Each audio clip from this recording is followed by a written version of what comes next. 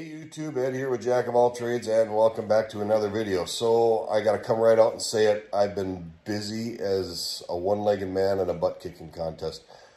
I work for an agricultural company. We've been doing spring planting, getting ready for hay season, and things have just been crazy hectic. And then I took some time and I built a 24 by 24 garage up in my hunting cabin because I desperately needed the storage space. Which I was not able to get on video. I was limited on time. We ended up getting 8 inches of snow the day before the garage was supposed to be delivered, or the lumber was supposed to be delivered. It just got nuts, and I was actually a little late getting my delivery, and I just didn't have time to put camera down or put the camera up and video or document for real the building of the garage. So that being said, I really haven't had time to make a video, and I like to put out a video every week just to keep that pattern going. So I'm going to do a little bit of a throwback. I'm going to take one of the videos that I did 3 years ago, and that was to make this knife completely with hand tools. The only thing that would be considered even a power tool would be a 4.5 inch grinder I bought off of Harbor Freight. This knife is made out of 1095 knife steel, high carbon knife steel. The scales are... What are the scales made out of? I believe these scales are a piece of laminate scrap that I had left over from some of my wood turnings. And I made that knife completely by hand using files and hand tools. So with that, let's go ahead and let's just get into the video. And sorry for the lame-ass video this week, but I just haven't had time to do a good video. I have a lot of things I want to do content on. I just haven't had the time to get the camera out and shoot video. Typically, I'm 4 or 5, 6 weeks ahead, and it's just been so busy I haven't had time to do it. With that, let's watch me make this knife. I'll put in a little commentary here and there, and then we'll wrap it up. So no real great mystery here. I just downloaded some knife makers templates off the internet, cut them out. You got my 1095 tool or knife steel there. And then once I've got the template cut out, I just took regular old, basically wood glue, because that's what I had laying around, and stuck it to the steel so I had a pattern to cut it out with.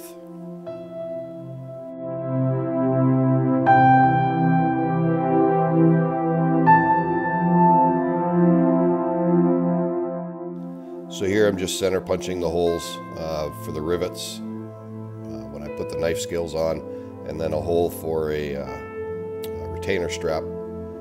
So I got the holes drilled out. I took my 4.5 inch Harbor Freight grinder with a cutoff wheel, and I basically just cut out the pattern of the knife shape roughly using the grinder so I could get it into the general size and shape of the knife pattern, and just leaving the knife pattern on.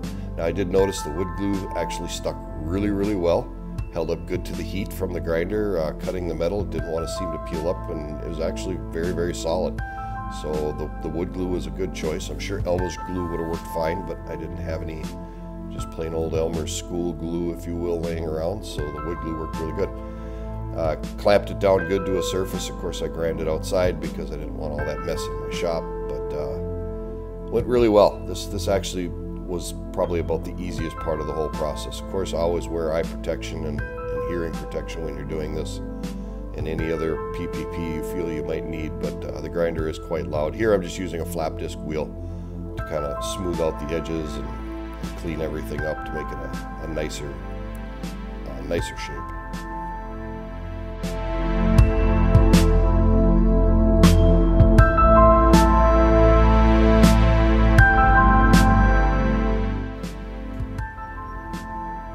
So now I made a knife maker's jig, and there's a bunch of videos on YouTube on how to make a knife maker's jig to hand make a knife using files and a guide bar. And so I left the paper pattern on there just so I knew how far to cut my bevel, and then I transferred that same bevel line on the other side of the knife later.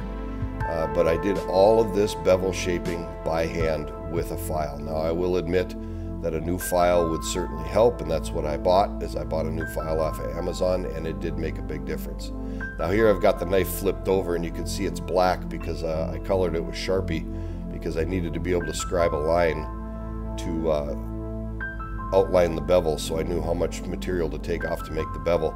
And here I'm just using 150 grit sandpaper to clean off the paper pattern and to take out the rough file marks, and I slowly progressed up through the sandpaper grits up to about I want to say 800 grit is as high as I went. I knew this was going to be a utility knife. I wasn't doing it for a showpiece or anything like that, so I didn't get too high with the sandpaper grit, because I knew the knife was going to get used and abused, and it has been. I've been using it as a hunting knife and a survival knife for quite a while. But it's doing a little wet sanding. Now here I'm using my father's scroll saw to cut out the knife scales. Like I said, I had a piece of laminate left over from a wood turning project that I did. So I just drew out the pattern of the knife scales that I wanted. I cut both scales at the same time, so they were both roughly the same shape. And I've got a couple of knife scales. Then I clamped them together just to make sure they fit. And here I'm using a triangular shaped file to cut the jimping in the top of the knife. Jimping's got a good function to it. It does give you a little bit of grip or purchase, if you will, on the back side of the blade for a thumb. And it also just looks nice. I like the way the jimping looks. So now that I've got the knife all shaped the way I wanted it, I made a homemade forge here out of fire bricks that I bought off of Amazon again, and just with some angle iron steel I had laying around, a couple of map torches to get it nice and hot, set the knife in there to heat up, and it actually heats the knife up really well. It didn't take longer than just a few minutes to get that knife so hot that it was turning red. So that actually worked really well. Again, I got that off another YouTube video, another content creator who's a knife maker, and this is how he made a forge. And I am just dousing it in standard canola oil, cooking oil, if you will, just to get the right temper to it. And I think I got the right temper to it, because it really holds the knife edge well, and it doesn't seem too brittle. And here we're just taking a little bit of that heat treating out so it's not quite so brittle. 400 degrees in the oven for a period of time. I don't remember what it was. I'd have to look back, and then right back to the sandpaper again. More sanding and more sanding and more sanding, just to make sure that all the tool marks and the file marks are out of it. Now you'll notice I had a whole bunch of holes in the handle there. Those are glue holes, glue surface holes, to make adhering the knife scales to the knife a little better, or a little more positive. So here I've got the knife scales, and I haven't done anything other than cut them out on the scroll saw, and I'm gluing them together with a heavy-duty 5-minute epoxy. This is pretty common practice. A lot of knife makers do it this way.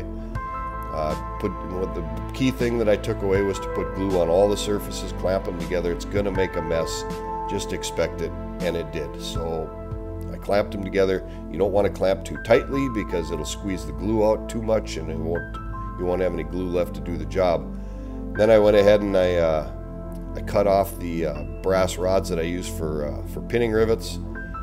I started shaping the knife using a series of files and a grinder, and then just regular sandpaper once I got it the shape that I wanted to finish off the final finish. Lots of sanding, lots and lots and lots of sanding. And all of these tools and stuff are tools that I already had laying around. I didn't go out and buy anything specific, with the exception of new files.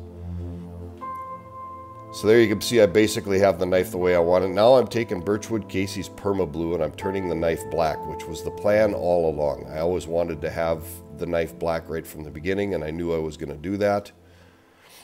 And so I did it. Like I said, Birchwood Casey's Perma Blue works really, really well. I didn't show, but then I went ahead and I sanded off the bevel, so the bevel was shiny, as you can see there, and the rest of the knife is all black. And there it is, making a knife by hand.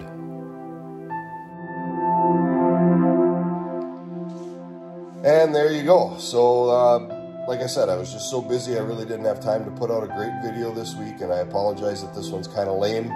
I took one far enough back where some of you may or may not have seen it. And I do apologize for that. I promise in the future I'll have better content. With that, let's go ahead and wrap this up. This is Ed with Jack of All Trades. You guys have a great week, and we will see you on the next video.